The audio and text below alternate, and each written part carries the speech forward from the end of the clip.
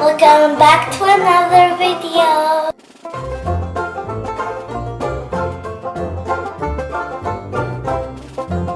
Today we're going to be making something cool again with cornstarch. And remember, science is so cool. And we're going to be making silly putty. You like silly putty, right? Everybody likes silly putty.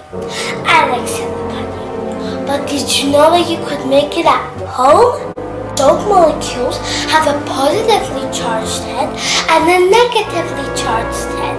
That means they like to stick to things. That means it combined to cornstarch, which has tiny little molecules. And together, they make silly putty. All you need is some cornstarch and dish soap. You can use colorful or non-colorful. You want to see how this works? Let's try it out.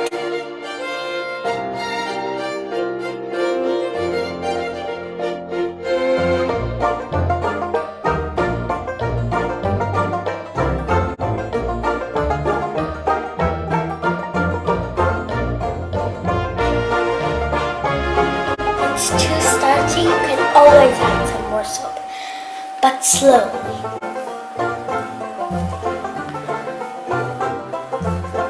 Now let's make the other colors.